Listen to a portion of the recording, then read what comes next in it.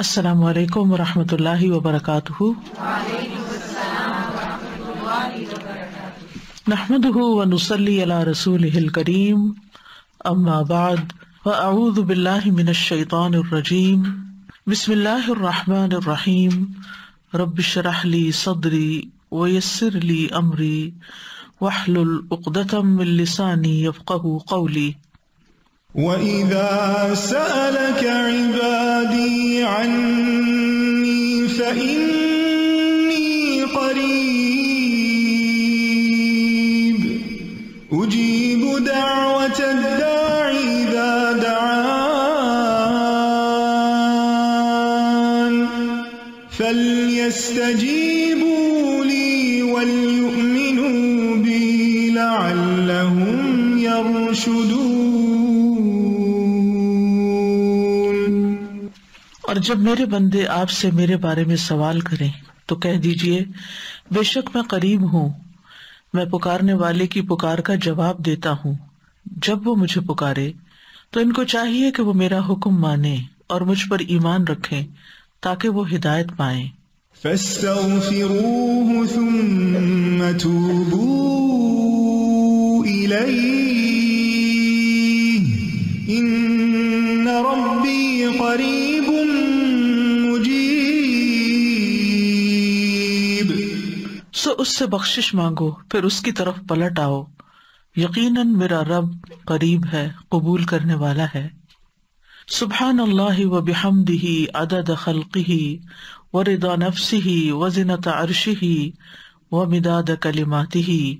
پاکیزگی ہے اللہ کی اور اس کی تعریف کے ساتھ، جتنی اس کی مخلوق کی گنتی ہے اور جتنی اس کو پسند ہے، اور جتنا اس کے عرش کا وزن ہے اور جتنی اس کے کلمات کی سیاہی ہے۔ اللہم صلی علی محمد وعلی آل محمد کما صلیت علی ابراہیم وعلی آل ابراہیم انک حمید مجید۔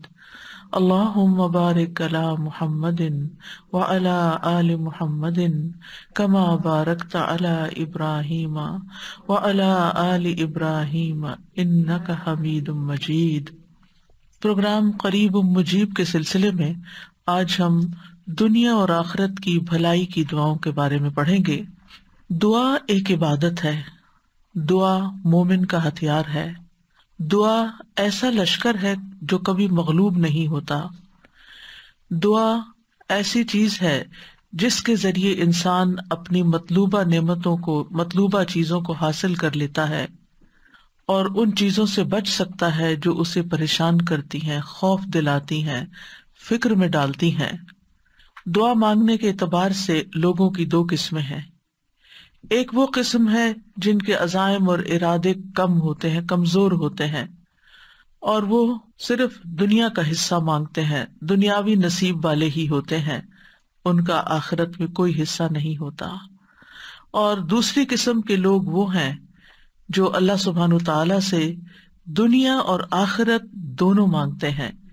یہ وہ لوگ ہیں جن کے عزائم بلند ہیں اور جو بڑی چیز مانگتے ہیں۔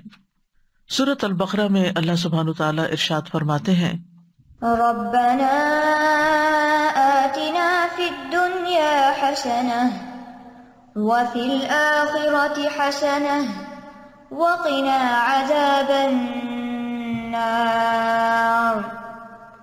اے ہمارے رب، ہمیں دنیا میں بھی بھلائی عطا فرما اور آخرت میں بھی بھلائی عطا فرما اور ہمیں آگ کے عذاب سے بچا۔ عرب کے لوگ حج سے فراغت کے بعد منا میں میلہ لگاتے تھے اور اپنے آباء و اجداد کے کارناموں کا ذکر کرتے تھے اور اپنی بڑائی کی ڈینگیں مارتے۔ اس پر اللہ تعالیٰ نے فرمایا کہ ایسی باتوں کو چھوڑو جن میں تم اپنا وقت ضائع کرتے تھے، اب اس وقت کو اللہ کی یاد میں، اللہ کے ذکر میں بسر کرو۔ اسی لیے فرمایا فَإِذَا قَضَيْتُم مَّنَاسِكَكُمْ فَاذْكُرُوا اللَّهَ كَذِكْرِكُمْ آبَاءَكُمْ أَوْ أَشَدَّ ذِكْرًا۔ پھر جب تم اپنے حج کے مناسک پورے کر چکو تو اللہ کو یاد کرو جس طرح اپنے باپ دادا کو یاد کیا کرتے تھے، بلکہ اس سے بھی زیادہ یاد کرنا۔ فَمِنَ النَّاسِ مَن يَقُولُ رَبَّنَا آتِنَا فِي الدُّنْيَا وما لہ فی الآخرۃ من خلاق۔ پھر لوگوں میں سے بعض ایسے ہیں جو کہتے ہیں اے ہمارے رب ہمیں دنیا میں بھلائی دے دے، اور ان کے لیے آخرت میں کوئی حصہ نہیں، کیونکہ ان کی اکثریت آخرت کو جانتی ہی نہیں۔ وَمِنْهُمْ مَنْ يَقُولُ رَبَّنَا آتِنَا فِي الدُّنْيَا حَسَنَةً وَفِي الْآخِرَةِ حَسَنَةً وَقِنَا عَذَابَ النَّارِ، اور بعض ایسے ہیں جو کہتے ہیں اے ہمارے رب ہمیں دنیا میں بھی بھلائی عطا فرما اور آخرت میں بھی بھلائی عطا فرما اور ہمیں آگ کے عذاب سے بچا۔ اولئک لہم نصیب مما کسبوا واللہ سریع الحساب، یہی وہ لوگ ہیں جن کے لیے اس میں سے حصہ ہے جو انہوں نے کمایا، اور اللہ بہت جلد حساب لینے والا ہے۔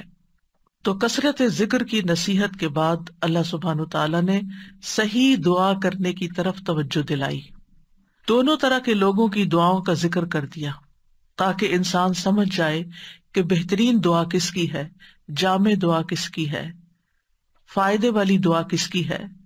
اور ویسے بھی ذکر کے بعد دعا کیونکہ قبول بھی ہوتی ہے، اس مناسبت سے بھی ذکر کے کثرت کے بعد دعا کرنے کا ذکر کہا گیا ہے۔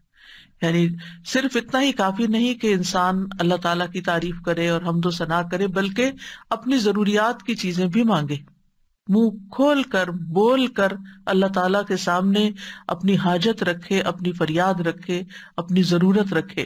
اسی لیے ذکر اور پھر دعا، اور پھر ان لوگوں کی یہاں مذمت کی گئی کہ جن کی دعاؤں کا مرکز اور محور صرف اور صرف دنیا ہوتی ہے۔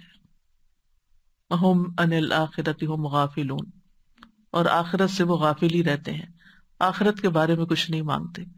یعنی ان کی دعاؤں کا جو بڑا حصہ ہے یا صرف ان کی دعائیں دنیا کے گرد گھومتی ہیں۔ اس معیار پر ہم سب کو بھی پرکھنا چاہیے کہ ہم سب سے زیادہ شدت کے ساتھ یا پہلی دعا کیا مانگتے ہیں۔ اگر ہمیں پتہ چلے کہ یہ قبولیت کا وقت ہے تو ہم سب سے پہلے کیا مانگیں گے۔ ہم میں سے ہر ایک کو اپنی اپنی دعاؤں کا جائزہ لینا چاہیے کہ کہیں ہم تو ان لوگوں میں شامل نہیں کہ جو صرف دنیا مانگتے ہیں، اور کیا واقعی ہمیں اپنی آخرت کی اور آخرت میں سے بھی بھلائی کے ساتھ آگ کے عذاب سے بچنے کی دعا ہمارے دل و دماغ پر ہے۔ تو یہاں ان لوگوں کی تعریف کی گئی ہے کہ جو ایسی دعا کرتے ہیں کہ جس میں وہ اپنی دنیا کی خیر بھی مانگتے ہیں، اپنی آخرت کی خیر بھی مانگتے ہیں، اور سب سے بڑے شر یعنی جہنم کی آگ اور جہنم کے عذاب سے بچنے کی دعا کرتے ہیں۔ تو اس میں دعا مانگنے کا ایک ادب اور سلیقہ بھی سکھا دیا گیا۔ آپ دیکھیے کہ یہاں پر صرف 3 آیتیں ہیں اور 3 آیتوں کے اندر بہت بڑا مضمون بیان کر دیا گیا۔ تو فرمایا فَإِذَا قَضَيْتُم مَنَاسِكَكُمْ، جب تم اپنے مناسک حج پورے کر چکو۔ حج پر بھی انسان کیوں جاتا ہے؟ اپنا فرض پورا کرنے کے لیے، عبادت کرنے کے لیے، اور انہی عبادتوں کا ایک حصہ دعا بھی ہے۔ یعنی ہم سب کے دل میں ہوتا ہے کہ ہم حج یا عمرے پر جائیں تو پہلا خیال کیا آتا ہے کہ وہاں جا کر دعائیں کریں گے، کیونکہ دعا بذات خود بھی عبادت ہے۔ تو جب تم اپنے حج کے مناسک پورے کر چکو اور سارے ریچولز تمہارے پورے ہو جائیں اور تم آرام سے بیٹھو، تو پھر یہ کہ تم اللہ سبحانہ تعالیٰ کا ذکر کرو، اور حج کے تمام مناسک کے دوران بھی ذکر کرنا چاہیے، اور جب مناسک پورے ہو جائے تو اس کے بعد بھی رک کر دعا کرنی چاہیے۔ جیسے آپ دیکھیں طواف کے بعد کیا کرتے ہیں، 2 رکعت پڑھتے ہیں اور پھر آپ دعائیں کرتے ہیں۔ اسی طرح جب آپ کی سعی ہو رہی ہوتی ہے تو اس میں بھی آپ جہاں جہاں رکتے ہیں صفا مروہ پہ پھر دعائیں کرتے ہیں، اللہ کا ذکر کرتے ہیں، اور دوران سعی بھی، اور اسی طرح باقی منا میں، عرفات میں، ہر جگہ سب سے زیادہ جو چیز کی جاتی ہے، جو عبادت کی جاتی ہے، وہ دعا کی عبادت ہے۔ عرفہ میں آپ دیکھیے کہ نبی صلی اللہ علیہ وسلم نے ظہر اور عصر دونوں نمازوں کو اکٹھا کر دیا، یعنی قصر پڑھی اور جمع پڑھی، یعنی گویا جو فریضہ ہے اس سے مختصر ترین وقت میں فارغ ہو کے پھر مختصر سا خطبہ دیا، اور باقی زوال شمس سے لے کر غروب شمس تک دعا ہی دعا کی، یعنی جو وقت کا ایک بہت بڑا حصہ دعائیں ہی دعائیں۔ اس سے بھی اندازہ کر سکتے ہیں آپ کہ دعا کی کیا اہمیت ہے ہماری زندگی میں، اور ہمیں کتنی دعائیں کرنی چاہیے۔ اور پھر یہ کہ نسک میں نہ صرف یہ جو آتے ہیں بلکہ جانور ذبح کرنا اور قربانی اور یہ تمام چیزیں بھی آتی ہیں۔ تو مراد یہ ہے کہ جب قربانی ہو جاتی ہے تو پھر ایک طرح سے حج کے تمام مناسک ادا ہو جاتے ہیں، اور اس وقت انسان اللہ کا ذکر کرے، یعنی حج سے فارغ ہونے کے بعد مراد ہے۔ اسی طرح جب ہم نماز سے فارغ ہو جاتے ہیں تو آخر میں ہماری سب سے اہم چیز دعا ہی ہوتی ہے۔ اور اس ذکر سے جو یہاں پر کہا گیا ہے اس سے مراد ایک تو منا کے دنوں کی تکبیرات ہے کہ سب سے زیادہ ذکر ان کا ہونا چاہیے، اللہ کی بڑائی بیان کرنی چاہیے۔ نماز کے بھی بعد سلام پھیر کر ہم سب سے پہلے کیا کہتے ہیں؟ اللہ اکبر۔ اسی طرح حج کے مناسک ادا کرنے کے بعد بھی اللہ اکبر، یعنی اگر اس عبادت کی ہمیں توفیق ہوئی ہے تو اس میں کسی غرور اور کسی بڑائی کی بات نہیں ہے، بلکہ ساری توفیق اللہ ہی کی دی ہوئی ہے اور اللہ ہی کا ذکر ہے، اللہ ہی کی یاد ہے۔ اور اسی طرح حج کے تمام مقامات میں مسنون دعائیں پڑھنا ضروری ہے۔ تو علم کے ساتھ اگر انسان حج کرتا ہے تو پھر ان تمام سنتوں کو پورا بھی کرتا ہے اور پورا فائدہ اٹھاتا ہے۔ اس لیے حج پر جاتے ہوئے سب کچھ سیکھ کر جانا چاہیے، دعائیں بھی یاد کر کے جانا چاہیے، اور اگر حافظہ کمزور ہو تو دعاؤں کی کتابیں ساتھ لے کے جانی چاہیے تاکہ کوئی چیز مانگنے سے رہ نہ جائے، کیونکہ نبی صلی اللہ علیہ وسلم کی دعائیں جامع ہوتی ہیں، ان میں سب کچھ ہمیں مل جاتا ہے، لہٰذا اگر وہ سب ہم مانگ لیں تو گویا ہم نے دنیا اور آخرت کی خیر مانگ لی۔ عربوں کا طریقہ یہ تھا کہ حج سے فارغ ہو کر اپنے آباء و اجداد کے کارناموں کا ذکر کرتے، ہر قبیلہ اپنے اپنے بڑے جو گزرے ہوئے شخصیتیں تھیں، جو سردار تھے، ان کا ذکر کرتے کہ انہوں نے یہ کارنامے کیے اور وہ کیے۔ حسب نسب پہ فخر ہوتا تھا، لیکن اللہ سبحانہ وتعالیٰ نے ہمیں اس سے بہتر چیز عطا کی، اور وہ کیا کہ جو اصل بڑائی کا مستحق ہے اللہ رب العزت، تم اس کو یاد کرو۔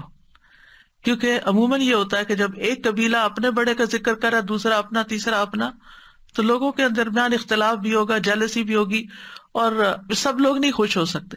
لیکن اللہ کا ذکر ایسی چیز ہے کہ جس پہ سب متفق بھی ہوں گے اور وہ سب کے لیے خوشی کی بات، اور آپس میں ایک یونٹی بھی اس سے قائم ہوتی ہے۔ اور پھر یہاں پر یہ بھی کہا گیا وہ اشد ذکرا، یعنی جتنا تم شدت سے باپ دادا کا ذکر کرتے تھے، اللہ کا ذکر اس سے زیادہ کرنا ہے، یعنی شدت سے مراد کثرت بھی اور شدت سے مراد توجہ بھی، یعنی اس سے بھی زیادہ بہتر انداز میں تمہیں یہ ذکر کرنا ہے۔ فَمِنَ النَّاسِ مَن يَقُولُ رَبَّنَا آتِنَا فِي الدُّنْيَا وَمَا لَهُ فِي الْآخِرَةِ مِنْ خَلَاقٍ، لوگوں میں سے کوئی ایسا ہے جو کہتا ہے اے ہمارے رب ہمیں دنیا دے دے، دنیا کی بھلائیاں دے دے، اس کے لیے آخرت کا کچھ حصہ نہیں۔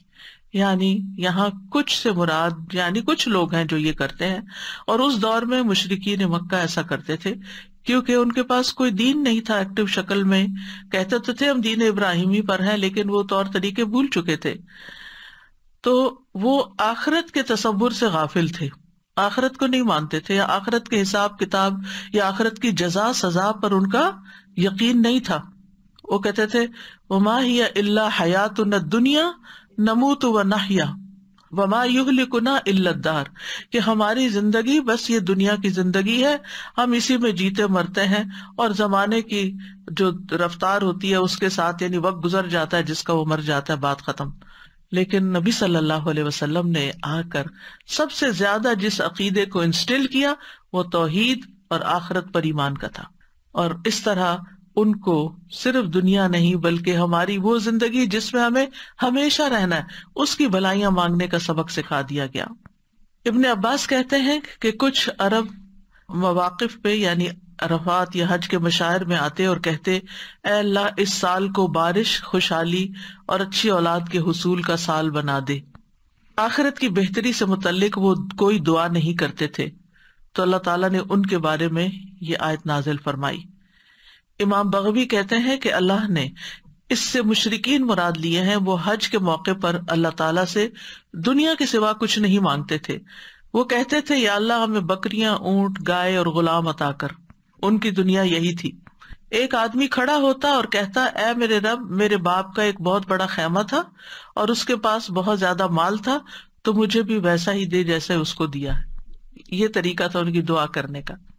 قتادہ کہتے ہیں یہ ایسا بندہ ہے جس کی نیت صرف دنیا کی ہوتی ہے، یہ دنیا کے لیے خرچ کرتا ہے، اسی کے لیے عمل کرتا ہے اور اسی کے لیے تھکاوٹ اور مشقت اٹھاتا ہے، آخرت اس کے ذہن میں نہیں ہوتی، آخرت کی جزا اور آخرت کا فائدہ۔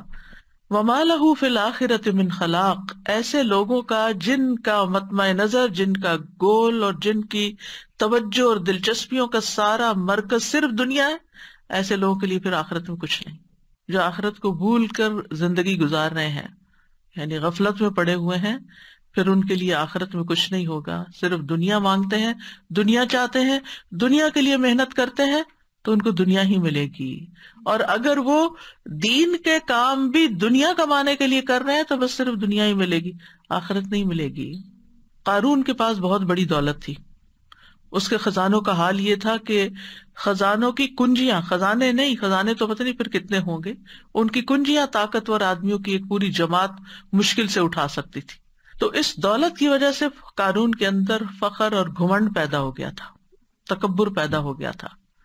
تو اس وقت کچھ صالح بندوں نے اس کو یہی نصیحت کی تھی کہ دولت پر فخر نہ کرو، بلکہ اللہ نے تجھے جو دیا ہے اس سے آخرت کا طالب بنو، یعنی اس سے اپنی دنیا نہیں آخرت کماؤ، اور دنیا کا بھی حصہ نہ بھولو، یعنی دنیا میں بھی تمہیں جو ملنا ہے مل جائے گا، دنیا کا فائدہ بھی اٹھاؤ، لیکن اس دنیا سے اپنی آخرت کمانا نہ بھولو۔ اور عقل مند انسان وہی ہوتا ہے جو دنیا میں رہتے ہوئے دنیا کی ہر چیز سے اپنی آخرت کمانے کی فکر کرتا ہے، یعنی مومن جو ہوتا ہے وہ صرف اکیلے دنیا کی فکر نہیں کرتا۔ مثلاً اگر کسی کی اولاد بگڑ جاتی ہے تو وہ صرف یہ دعا نہیں کرتا کہ اللہ اس کو دنیا میں فلاں کامیابی عطا کر دے، بلکہ وہ اس کی دنیا سے زیادہ اس کی آخرت کی فکر کرتا ہے۔ اور جس کے سامنے آخرت نہیں ہوتی وہ صرف دنیا کی بات کرتا ہے کہ اگر یہ بچے نے پڑھا نہیں یا بچہ صحیح نہیں ہوا تو پھر اس کی دنیا خراب ہو جائے گی، اس کو کوئی پوچھے گا نہیں، اس کے کوئی کمانے کا ذریعہ نہیں ہوگا، اس کے لیے دنیا تنگ ہو جائے گی۔ اور اس وقت بالکل آخرت ان کے ذہن سے نکلی بھی ہوتی ہے کہ دنیا میں بگاڑ کا مقصد صرف دنیا کا بگڑنا نہیں ہے، بلکہ اس سے مراد آخرت کا بگاڑ بھی ہے، یعنی دونوں چیزیں انسان کی بگڑتی ہیں۔ تو مراد اس سے یہ ہے کہ انسان دنیا کی دعا بھی مانگے اور آخرت کی بھی مانگے، یعنی دنیا میں انسان کا بہت بڑا حصہ کیا ہے؟ وہ حصہ ہے کہ جس سے وہ ابدی زندگی کو حاصل کر لیتا ہے۔ وَمِنْهُمْ مَنْ يَقُولُ رَبَّنَا آتِنَا فِي الدُّنْيَا حَسَنَةً وَفِي الْآخِرَةِ حَسَنَةً وَقِنَا عَذَابَ النَّارِ، اور ان لوگوں میں سے بعض ایسے ہیں جو بلند ارادوں والے ہیں، جو بڑی بات سوچتے ہیں، جن کی سوچ بڑی ہے، جن کا ہورائزن بڑا ہے، وہ دنیا اور آخرت دونوں مانگتے ہیں۔ وہ کہتے ہیں ہمیں دنیا میں بھی بھلائی عطا کر اور آخرت میں بھی بھلائی عطا کر۔ وہ بھلائی جو دنیا میں وہ طلب کرتے ہیں اس میں ہر وہ خیر شامل ہے جس کا ملنا بندے کو پسند ہوتا ہے، یعنی جو بھی آپ کی چاہت ہے دنیا کے اعتبار سے، جس میں خوشگوار وسیع رزق حلال ہے، نیک بیوی یا نیک شوہر ہے، نیک اولاد جسے دیکھ کر آنکھیں ٹھنڈی ہوتی ہوں، آرام اور راحت کی زندگی، نفع مند علم، اعمال صالحہ کی توفیق، یعنی جیسے انسان کو اچھے اچھے کام کرنے کا موقع مل جائے، صدقہ کرنے کا، صلہ رحمی کرنے کا۔ حضرت علی رضی اللہ عنہ کہتے ہیں کہ تم اپنی صحت اور اپنی قوت اور اپنی جوانی اور اپنی دولت کے معاملے میں یہ نہ بھولو کہ تم اس کے ذریعے سے آخرت چاہو، یعنی یہ سب چیزیں کیوں مانگو کہ ہمیں یہ دولت، مال، صحت کیوں ملے، تاکہ ہم اس سے اپنی آخرت کمائیں۔ اور جہاں تک آخرت کا تعلق ہے تو اس سے مراد جنت ہے، للذین احسنوا الحسنی وزیادہ، جن لوگوں نے نیکی کی ان کے لیے نہایت اچھا بدلہ اور کچھ زیادہ بھی ہے۔ قتادہ کہتے ہیں اس سے مراد دنیا میں عافیت ملنا اور آخرت میں عافیت ملنا، یعنی دنیا اور آخرت کی بھلائی کو ایک لفظ سے بیان کرتے، اور وہ کیا ہے؟ عافیت، یعنی جان میں، مال میں، اولاد میں، صحت میں، ہر چیز میں عافیت، کہ انسان نقصان اور شر سے محفوظ ہو جائے۔ اور اس میں کوئی حرج کی بات نہیں کہ انسان اپنی آخرت کے ساتھ ساتھ دنیا میں جو چیزیں وہ چاہتا ہے وہ اس کو نصیب ہوں، اور اس میں مثلاً یہ کہ وہ اپنی ویل بینگ کے بارے میں، اپنی صحت کے بارے میں، اپنی طاقت کے بارے میں دعا کرتا ہے تو کوئی حرج نہیں، لیکن اس کے بیک آف مائنڈ ضرور یہ بات ہونی چاہیے کہ اللہ تعالیٰ جو بھی مجھے دے میں اس سے پھر اپنی آخرت کے لیے، اللہ کی رضا کے لیے زیادہ کام کر سکوں۔ اور پھر آپ دیکھیے کہ یعنی جب سے انسان کی موت شروع ہوتی ہے اس سے لے کر اللہ تعالیٰ کے دیدار تک جتنے بھی مرحلے ہیں اللہ تعالیٰ ان سب کو آسان کر دے، یعنی جب ہم آخرت کی بھلائی مانگے تو یہ ساری چیزیں ذہن میں ہوں کہ ہماری موت آسان ہو، ہمارا قبر کا حساب آسان ہو، ہماری قبر کی زندگی نعیم اور راحت والی ہو، ہم قبر سے اٹھے جب حشر میں تو ہمارا حشر کا اٹھنا وہ خوبصورت ہو، اس میں ہمارے اندر اطمینان ہو، کسی قسم کی کوئی گھبراہٹ نہ ہو، اللہ تعالیٰ کی رضا حاصل ہو، اور پھر رب رحیم کا قرب حاصل ہو، یہ تمام چیزیں اس میں آ جاتی ہیں۔ وقنا عذاب النار، اور ہمیں آگ کے عذاب سے بچا، یعنی ان اعمال سے ہماری حفاظت فرما اس دنیا میں جو ہمیں آگ کی طرف لے جانے والے ہوں، اور ہمیں بخشش عطا فرما، یعنی ہمارے گناہ جو کوتاہیاں ہو جائیں ان کو معاف کر دے تاکہ ہماری آخرت میں آگ سے چھٹکارا ہو سکے۔ اولئک لہم نصیب، ایسے لوگوں کو حصہ ملتا ہے کس سے؟ مما کسبوا، اس کے مطابق جو انہوں نے کمائی کی، یعنی دنیا کے لیے جو کوشش محنت کرو گے دنیا میں ملے گا، اور آخرت کے لیے جتنی کوشش محنت کرو گے وہاں ملے گا۔ یعنی یہ ساتھ بتا دیا گیا، دعا اپنی جگہ ہے لیکن ساتھ کوشش چاہیے، کیونکہ عام طور پر ہم ایک طرف ہو جاتے ہیں، یا صرف کوشش پہ فوکس کر دیتے ہیں یا صرف دعا پہ فوکس کرتے ہیں۔ اب آپ دیکھیں کہ کتنی جامع ہیں 3 آیات، ذکر سے آغاز ہوا، دنیا اور آخرت کی بھلائی کی دعا مانگنے کو کہا گیا، آگ کے عذاب سے بچنے کو کہا گیا، اور اس کے ساتھ ساتھ کوشش کی طرف توجہ دلائی گئی۔ اور واللہ سریع الحساب، اللہ بہت جلد حساب لینے والا ہے، یعنی اللہ سبحانہ وتعالیٰ کے لیے کچھ بھی مشکل نہیں کہ وہ سارے بندوں کے ایک ایک عمل کا حساب کر دے، ذرے ذرے کا۔ وَمَن يَعْمَلْ مِثْقَالَ ذَرَّةٍ خَيْرًا يَرَهُ، یعنی جہاں کوشش کی بات ہوئی تو پھر ذرے کے برابر بھی اگر کوئی نیکی کرتا ہے تو وہ اس کو دیکھ لے گا، اپنے اعمال نامے میں پا لے گا، چھوٹی سے چھوٹی نیکی بھی۔ اور اگر گڑبڑ کی، کوئی غلط کام کیا، چھوٹی سے چھوٹی برائی بھی وہاں نظر آ جائے گی۔ تو اس لیے بہت ضروری ہے کہ انسان اس دعا کو اپنی زندگی کا حصہ بنا لے۔ یہ بہت ہی جامع اور کامل دعا ہے جس میں دنیا اور آخرت کی ساری چیزیں آ جاتی ہیں، اور یہ دعا اس قابل ہے کہ اسے اپنی باقی دعاؤں پر ترجیح دی جائے۔ کل جیسے کسی نے سوال کیا تھا کہ بہت ساری دعائیں اکٹھی ہو گئی ہیں اور بہت ساری چیزیں ہو گئی ہیں تو وہ ایک اوور ویلمنگ سچویشن ہو جاتی ہے، تو پھر کیا کریں؟ ٹھیک ہے، ان چیزوں کو بھی اپنے اپنے وقت پر رکھیں، پلان کریں، لیکن اگر کم سے کم ٹائم ہے تو پھر کیا مانگ لیں؟ جامع دعا مانگ لیں جس میں دنیا اور آخرت سب کچھ کور ہو گیا، سب کچھ بیچ میں آ گیا۔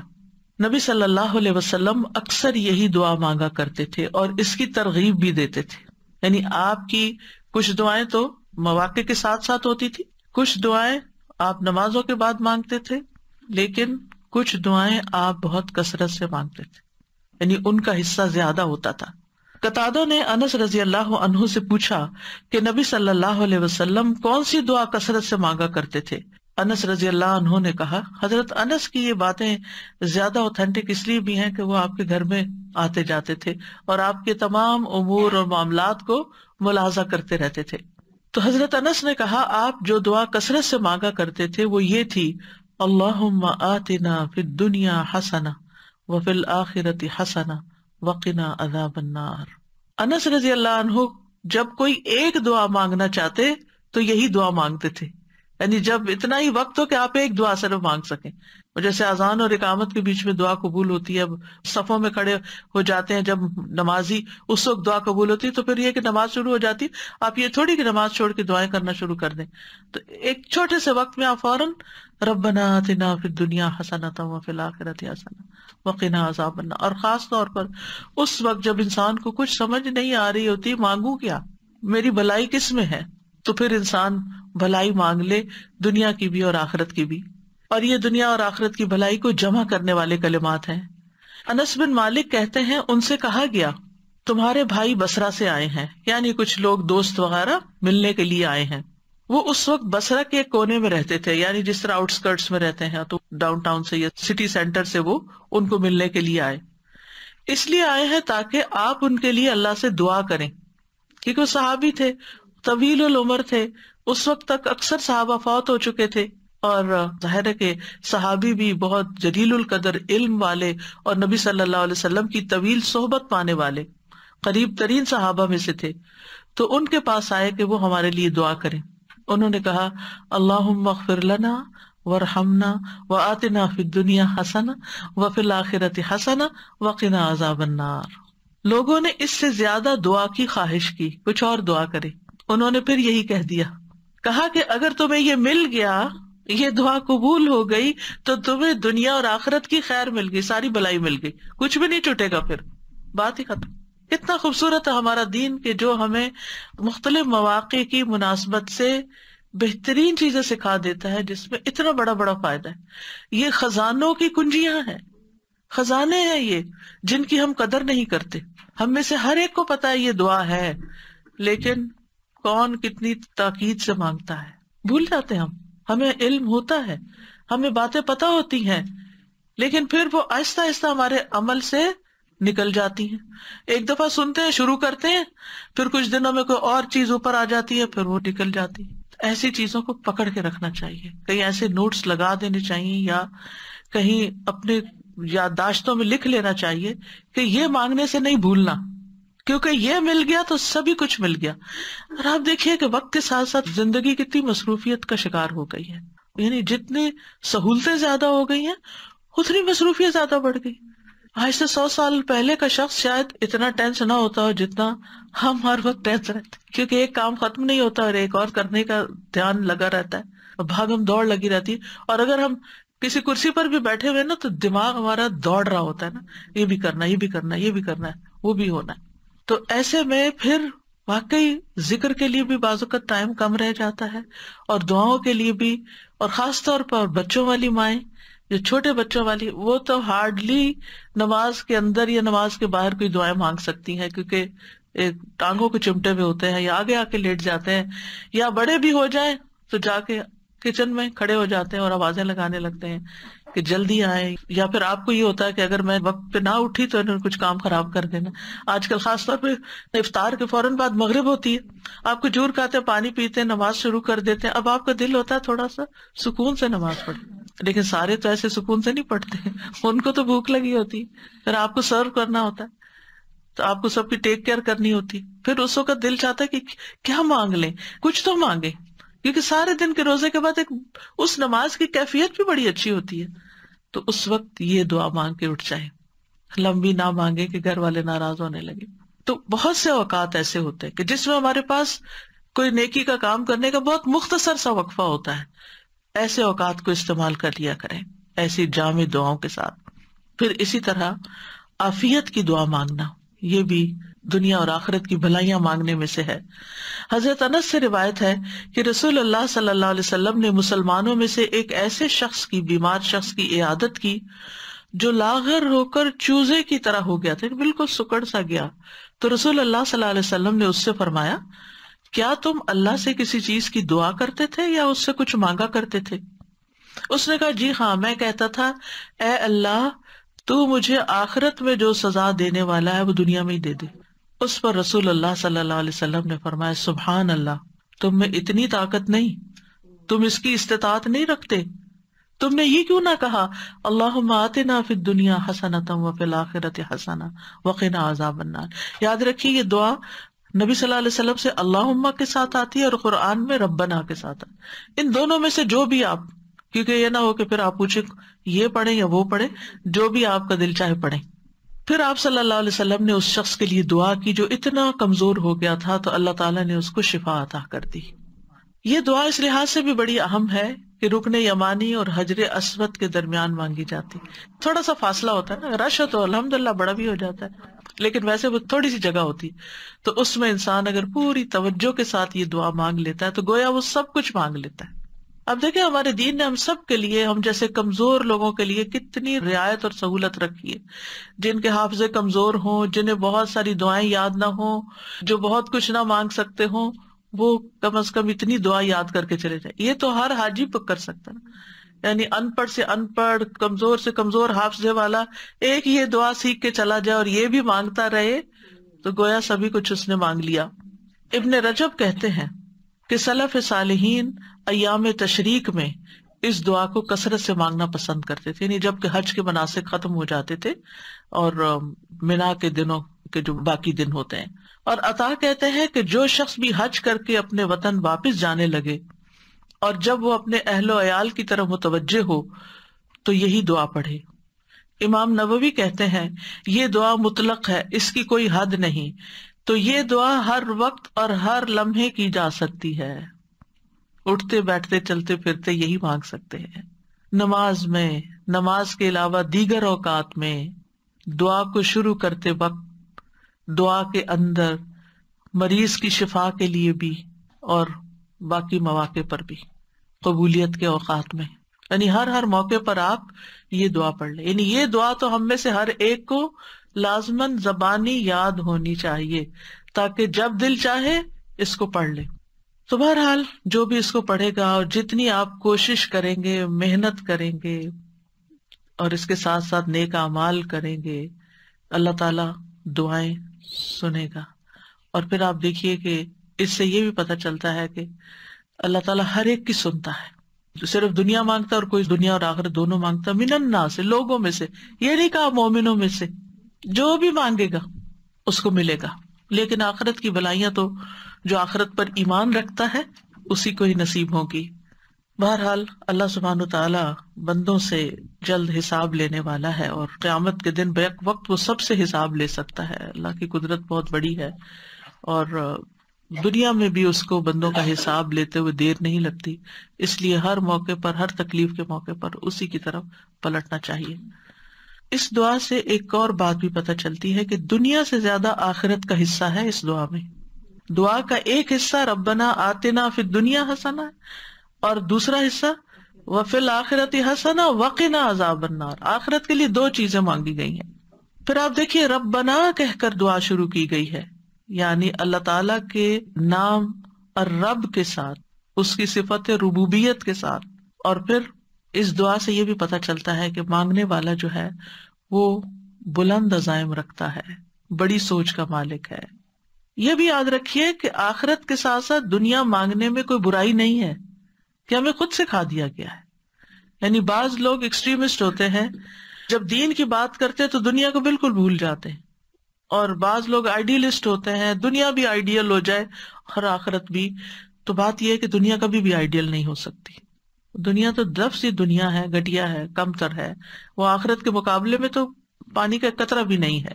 تو اس لیے یہاں انسان کو جو کچھ ملا ہے وہ دراصل آخرت کمانے کے لیے ملا ہے۔ یعنی آپ دنیا میں اچھی صحت، مال، رزق، ہر چیز کیوں مانگے؟ تاکہ یہ چیزیں زیادہ ہوں گی تو اس سے آپ کی آخرت میں زیادہ کنٹریبیوشن ہو سکے گی۔ ورنہ دنیا میں جتنا کچھ انسان کو ملتا ہے وہ سب کچھ استعمال نہیں کر سکتا، سب کچھ نہیں آپ استعمال کر سکتے۔ یعنی اگر آپ نے مانگ بھی لیا اور دنیا کٹھی بھی ہو گئی آپ کے پاس، آپ کو دنیا میں 10 گھر مل گئے رہنے کے لیے، کہاں رہیں گے؟ ایک ہی گھر میں رہیں گے نا، ورنہ زندگی پراگندہ ہو جائے گی، پریشان حال ہو جائیں گے۔ کچھ لوگ ہوتے ہیں نا، وہ کبھی یہاں رہتے ہیں، کبھی وہاں رہتے ہیں، کبھی کہیں جاتے ہیں، کبھی کہیں جاتے ہیں، کہیں چین ہے نہیں ان کو، کیونکہ زندگی میں مقصد کوئی نہیں ہے، ایک جگہ گھبرائے تو دوسری جگہ چل پڑے۔ تو دنیا کا حال تو یہ ہے کہ نہ ہو تب بھی مشکل، زیادہ ہو جائے تب بھی مشکل، ایک ٹانگ ادھر ایک ادھر۔ تو انسان کو دنیا مانگتے ہوئے جو بھی وہ دنیا کا حصہ مانگے گا برا نہیں سوچنا چاہیے، برا نہیں فیل کرنا چاہیے کہ ہائے میں دنیا مانگ رہا ہوں، ہاں یہ اچھا نیک انسان ہے، عابد، زاہد، پائس، یہ دنیا بھی مانگتا ہے۔ ہاں دنیا مانگتے ہیں، کیوں؟ اس لیے تاکہ دنیا میں ذلیل و خوار نہ ہو لوگوں کے ہاتھوں، اور دنیا اچھی ہوگی تو اس سے آخرت بھی اور اچھی ہو جائے۔ زیادہ مال ہوگا، زیادہ صدقہ خیرات کریں گے، زیادہ اچھی صحت ہوگی، زیادہ عبادت کریں گے، زیادہ روزے رکھیں گے، زیادہ نیکی کے کام کریں گے، زیادہ اولاد ہوگی اور پھر وہ نیک بھی ہوگی تو زیادہ صدقہ جاریہ ہوں گے۔ یعنی جو چیز بھی آپ کی یہاں زیادہ ہوگی دنیا کی، اور آپ اس کو صحیح سے استعمال کریں گے تو وہ اتنا ہی زیادہ آپ کا آخرت کا حصہ بڑھتا چلا جائے گا۔ لیکن اگر کوئی شخص یہ ساری چیزیں صرف دنیا کی خاطر مانگتا ہے تو پھر نقصان ہے۔ یعنی وہ مال جو صرف دنیا کے کام آئے، وہ عزت جو صرف دنیا کی حد تک ہو، یہ پھر خسارے کا سودا ہے۔ اور اگر انسان اپنی دینداری کا بھی اظہار کرتا ہے لیکن اس کے پیچھے بھی نیت خراب ہے کہ اس کو عزت ملے، شہرت ملے، اس کا نام ہو، اس کو لوگ پسند کریں، لوگ اس سے محبت کریں، تو اس سے آخرت میں بھی کچھ نہیں ملنے والا۔ تو اس لیے انسان کو حسنہ مانگنی چاہیے، اور اس میں نیت پھر آخرت کمانے کی ہونی چاہیے۔ اور یہ بھی ہے کہ اپنی دعاؤں میں رغبت اور رہبت، امید اور خوف دونوں چیزیں شامل ہونی چاہیے جیسے اس دعا کے اندر ہے. اور آپ دیکھیے کہ قرآنی دعائیں جو ہیں وہ بڑی ہی جامع دعائیں ہیں اور اس میں تمام مقاصد پورے ہوتے ہیں جن کی انسان اپنی دنیا اور آخرت کی فکر کرتا ہے. ہاں، ان آیات سے یہ پتہ ضرور چلتا ہے کہ صرف دنیا طلب کرنے کی مذمت، صرف دنیا مانگنا برا ہے، کیونکہ دنیا کو آخرت پر ترجیح نہیں دینی چاہیے. لیکن ہماری کمزوری یہی ہے، بل تؤثرون الحیات الدنیا والآخرۃ خیر وابقی. تم دنیا کی زندگی کو ترجیح دیتے ہو حالانکہ آخرت کہیں بہتر اور زیادہ باقی رہنے والی ہے. اور آخرت کے مقابلے میں دنیا ہے بھی بہت قلیل. اگر آپ نے صرف دنیا مانگی اور بہت دنیا بھی مل گئی آپ کو، پھر بھی بہت تھوڑی ہے، کیونکہ قل متاع الدنیا قلیل والآخرۃ خیر لمن اتقی. آخرت تو تقوی کے ساتھ ملے گی اور دنیا کی متاع تو جتنی بھی مل جائے وہ کم ہی ہے، کیونکہ ختم ہونے والی ہے. دنیا عارضی ہے اور آخرت ہمیشگی کا گھر ہے، اور اصل زندگی آخرت ہی کی زندگی ہے. وما هذه الحیات الدنیا الا لہو ولعب وان الدار الآخرۃ لہی الحیوان لو کانوا یعلمون. اور دنیا کی یہ زندگی نہیں مگر ایک دل لگی اور کھیل، اور بے شک آخری گھر یقیناً وہی اصل زندگی ہے. یعنی دنیا میں 100 سال بھی مل جائے تب بھی ختم ہو جائیں گے، لیکن آخرت میں زندگی کبھی ختم نہیں ہوگی. زندگی تو وہ ہے جو کل شروع ہوگی، یقیناً وہی اصل زندگی ہے. لو کانوا یعلمون، کاش وہ جانتے ہوتے. انسان دنیا کے تھوڑے متاع پہ خوش ہو جاتا ہے، چھوٹی سی کوئی کامیابی ملتی ہے، چھوٹی سی کوئی چیز مل جاتی، آپے سے باہر ہونے لگتا ہے، گھمنڈ کرنے لگتا ہے. لیکن دنیا کی جو بھی چیز ہے، اللہ تعالیٰ فرماتے ہیں وَمَا الْحَيَاةُ الدُّنْيَا فِي الْآخِرَةِ إِلَّا مَتَاعٌ. وہ تھوڑے سے سامان کے سوا آخرت میں کچھ بھی نہیں. یعنی دنیا میں جو کچھ کمایا اگر اس سے آخرت نہیں بنائی تو سمجھے سب فنش، ہر چیز ختم.